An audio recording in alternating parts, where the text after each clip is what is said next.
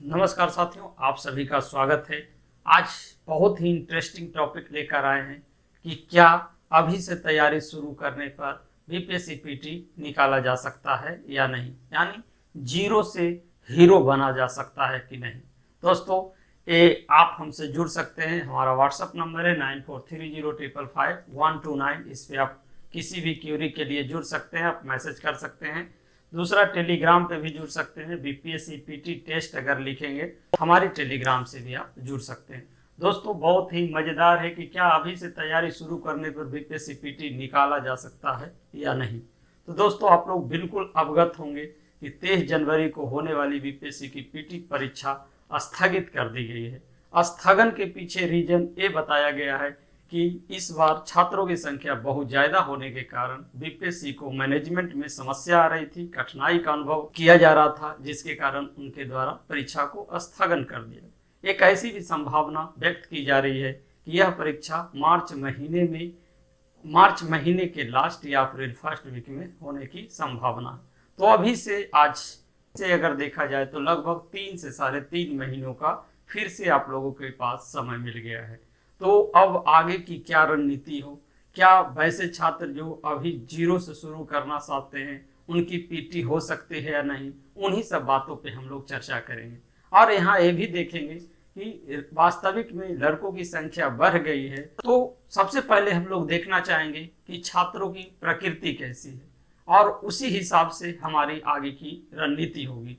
तो यहाँ आप देख सकते हैं कि छात्रों की प्रकृति, तो यहाँ पर 3 तरह के छात्र देखने को मिलते हैं। एक अनुभवी छात्र हैं, अनुभवी छात्र यानी वैसे छात्र जो पूर्व में भी पीटी एग्जाम दिए हैं और उनको पीटी में सफलता भी मिली है। एक ऐसे छात्र हैं जो कम अनुभवी हैं, पूर्व में भी पीटी दिए हैं लेकिन उनको पीटी पे ज़्यादा भरोसा नहीं है और वो सहमे हुए हैं यानी भयभीत हैं। और एक तीसरे प्रकार के छात्र जिसके कारण परीक्षा को स्थगन किया गया है, यानी बिल्कुल नए जो फर्स्ट अटेम्प्ट वाले हैं। ये वीडियो खासकर उन्हीं लोगों के लिए बनाया गया।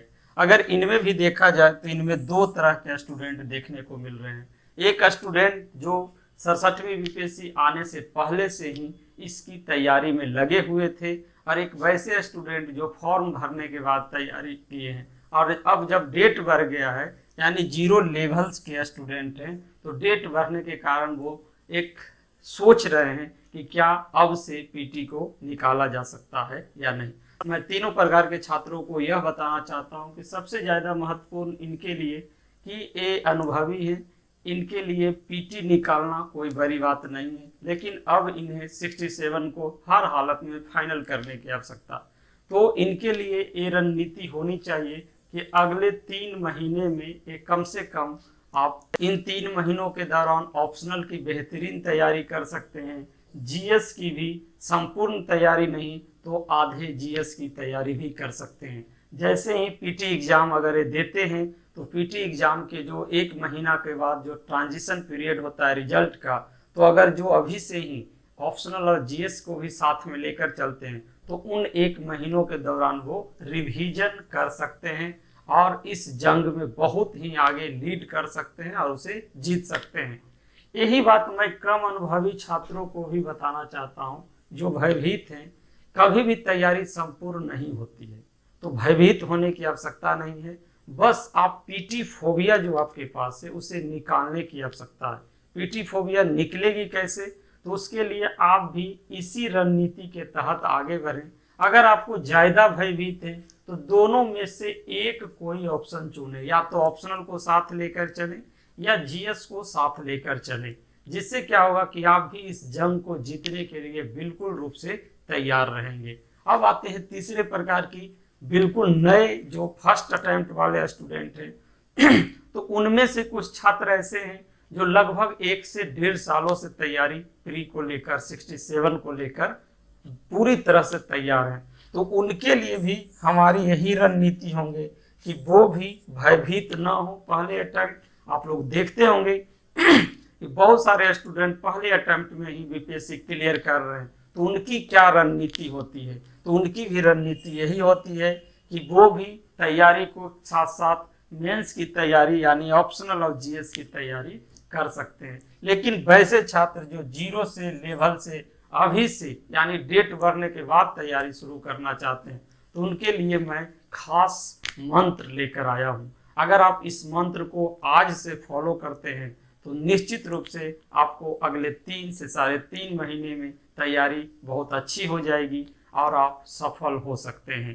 तो दोस्तों, ये तीनों प्रकार के छात्र कृपया आप लोग अपनी स्ट्रैटेजी रणनीति को धारदार बनाएं और इस बार चूकना नहीं है। इसी के सहारे आप लोग को आगे बढ़ना है। तो चलिए चलते हैं और देखते हैं कि जो जीरो लेवल हैं उन्हें क्या करना चाहिए अगले 3 से 3.5 महीनों में। तो देखिए कि अगर जो नए छात्र जीरो लेवल पे हैं, अगर हमारी आगे आने वाली 4 बातों को अपने जीवन में उतारते हैं तो निश्चित रूप से उन्हें सफलता मिलेगी, निश्चित रूप से वो सफल हो सकते हैं। तो चलिए देखते हैं कि वो 4 बातें क्या क्या हैं। तो देखिए, मेरे द्वारा 4 बातें कोई विशेष नहीं लाया गया है। आपको अगले 3 महीने में घटना चक्र को पूरी तरह से याद रखने की आवश्यकता है। पूरी तरह से आप घटना चक्र को पढ़ें, उसमें जो जो डिटेल है उसका नोट्स बनाएं। नोट्स बनाने के बाद सुबह उठकर आप उसे बार बार पढ़ें, रिवीजन करें, क्योंकि एक बार पढ़ने से याद नहीं होती है और आपको मालूम होना चाहिए कि याद नहीं होगा तो फिर एग्जाम में आप भूल जाएंगे और MCQ का खेला है, ऑप्शन ई का झमेला है। तो आपको अगर आपकी नॉलेज परफेक्ट नहीं होगी तो आप वहाँ पे अधिकतर क्वेश्चन में फंस जाएंगे। तो यहाँ पर यही कहना चाहते हैं कि घटना चक्र के अलावा आप आदर्श का भी सहारा ले सकते हैं। आदर्श में आगे मैं बताऊंगा, मेरे हिसाब से एक पुस्तक अच्छी लगी है मुझे, तो मैं आप लोग को आगे बताना चाहूँगा, ठीक है। दूसरा, आप लोग को करंट अफेयर्स के लिए, तो करंट अफेयर्स के लिए 3 चीज़ों पे ध्यान रखने की आवश्यकता है। आप कम से कम प्रतियोगिता दर्पण को फॉलो करें, प्रतियोगिता दर्पण को पढ़ें और उसको शॉर्ट नोट्स बनाते जाएं। क्लियर। इसके अलावा घटना चक्र का सहारा ले सकते हैं। घटना चक्र का जो भी सीरीज करंट अफेयर्स के लिए आ रहा है तो उसे भी आप रेगुलर बिल्कुल पढ़ें। जब आप प्रतियोगिता दर्पण में विस्तृत पढ़ेंगे तो यही चीज आपको घटना चक्र में रिवीजन के तौर पर मिलेगी। तो आप जब एक ही चीज को 2 बार पढ़ते हैं तो आपकी मेमोरी बूस्ट होती है। इसके अलावा आप स्पीडी को भी क्या है फॉलो कर सकते हैं। स्पीडी में क्या है कि सभी टॉपिक वाइज दिए गए हैं और उसमें 1 लिनियर भी दिया गया और MCQ भी लगभग 1000 के लगभग दिया है। तो आप देखेंगे कि यही सब चीज़ों का क्या है स्पीडी में भी समावेशन देखने को मिलता है। तो आप इनकी सहारा करंट अफेयर्स के लिए ले सकते हैं। तीसरी बात है प्रैक्टिस सेट। आप हर हालत में प्रतिदिन कम से कम 2 प्रैक्टिस सेट बनाएं। आप जब तक अपना प्रैक्टिस नहीं करेंगे तो जो आप पढ़े हैं उसको क्या है कि याद नहीं रह पाएगा, और आप भूले हैं या याद है ये आपका प्रैक्टिस सेट से ही पता चलेगा। और आप एक चीज दिमाग में रखिए कि उतना बड़ा क्रिकेटर भी जब तक प्रैक्टिस नहीं करेगा तो बेहतर आगे मैच में परफॉर्म नहीं करे। कभी कभी आप लोग सोचते भी होंगे कि विराट कोहली, सचिन तेंदुलकर इतना स्टार होते हुए भी क्यों प्रैक्टिस में पसीना बहाता है। इसके पीछे रीजन यही है कि प्रैक्टिस ही परफेक्ट बनाता है। क्लियर। तो आपको प्रैक्टिस सेट हर हालत में बनाना है। आप टेस्ट का भी सहारा ले सकते हैं या घर बैठे भी प्रैक्टिस सेट बना सकते हैं। और अगली बारी है क्यूज का। क्यूज एक बहुत ही महत्वपूर्ण है, आजकल ये प्रचलन से बाहर हो गया है, जिसका खामियाजा बहुत से स्टूडेंट को भुगतना पड़ता है। तो आप घर बैठे, अगर आपके सर्किल में 2-3 दोस्त हैं तो वहाँ क्विज का सहारा लीजिए। क्विज से पूछताछ से क्या होता है कि जो आप पढ़े हैं उसको आप 7 दिन का एक सारणी बना लीजिए, रूटीन बना लीजिए, किस दिन किस सब्जेक्ट का क्विज करना है, टॉपिक दे दीजिए, फिर एक दूसरे से पूछताछ करिए उसी टॉपिक से। इससे एक फायदा ये होगा कि आपकी असफलता में सबसे बड़ा बाधक मेरे हिसाब से दोस्त होते हैं। तो अगर इन दोस्तों से दूर रहना है तो क्विज करना शुरू कर दें। जैसे ही आप क्विज करेंगे तो ये दोस्त क्या है, जो पढ़ने वाले रहेंगे वो आपके साथ रहेंगे और जो पढ़ने वाले नहीं रहेंगे वो आपसे दूर भाग जाएंगे। और अगर आपको कोई दोस्त परेशान करता है तो आप उससे हमेशा 2-3 क्वेश्चन पूछ दें। अगर क्वेश्चन आप पूछ देंगे तो क्या होगा कि वो दोस्त आपसे दूर रहेगा, यानी फालतू का समय आपको नहीं गवाएगा आपके साथ। तो दोस्तों, अगर आप ये 4 बातें को फॉलो करते हैं तो आगे आने वाला जो 3 महीना है बहुत ही महत्वपूर्ण है और निश्चित रूप से आप सफल हो सकते हैं। अब मैं आप लोगों को लेकर चलता हूं कि मेरे द्वारा कुछ प्रोग्राम चलाए जा रहे हैं, उस प्रोग्राम की मैं कुछ खासियत बताता हूँ और आपको यही सब चीज़ों पे आधारित है, आप उसे देखें कि इसमें आपको सुबह 8 बजे प्रतिदिन करेंट अफेयर्स की टेस्ट होती है। इस टेस्ट में क्वेश्चन उतने ही पूछे जाते हैं जितने बीपीएससी में पीटी एग्जाम में करेंट के सवाल रहते हैं। तो लगभग 30 से 32 सवाल होते हैं प्रतिदिन। आपको बहुत ही स्तरीय और बहुत ही परफेक्ट टाइप की जो बीपीएससी की प्रकृति है उसी टाइप के सवाल प्रतिदिन आपको टेस्ट होती है 8 बजे। दूसरा देखिएगा कि शाम को 6 बजे प्रतिदिन सेट प्रैक्टिस करवाया जाता है। ये सेट प्रैक्टिस के पीछे उद्देश्य है कि जो लोग घर बैठे सेट प्रैक्टिस नहीं कर पाते हैं, जिनको माहौल कंपटीशन का नहीं मिल पाता है, तो एक कंपटीशन माहौल पैदा कर उनको घर बैठे ही सेट बनवाया जाता है। इसमें और भी इसकी खासियत यह है कि इसमें आपको मार्केट का जो भी स्तरीय है उसको ही शामिल किया जाता है। क्लियर। इसके बाद आपको रात्रि 10 बजे के लगभग जो है आपको प्रतिदिन क्विज करवाया जाता है। क्विज में क्या होता है कि प्रतिदिन पूर्व में ही आपको टॉपिक्स सेंड कर दिए जाते हैं और इन टॉपिक को ही क्विज में पूछताछ की जाती है। ये गूगल मीट के माध्यम से होती है।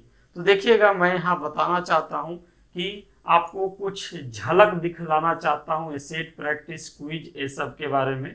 तो यहाँ पर आप देख सकते हैं ये समान अध्ययन है, ये आपका परीक्षा वानिकी है, ये घटना चक्र के जैसा ही है। एमसीक्यू इसमें टॉपिक वाइज और सब्जेक्ट वाइज है। मैं इसका ब्रांडिंग नहीं कर रहा हूँ, लेकिन मैं इसी के सहारे क्या है कि दोस्तों जो मेरे छात्र हैं उनका क्विज करवाता हूं। तो इसी के सहारे मैं टॉपिक देता हूं एक दिन पहले पीडीएफ बनाकर और उसी का अगला दिन गूगल मीट पे जो पढ़ना होता है और उस पर सहारे क्विज होती है।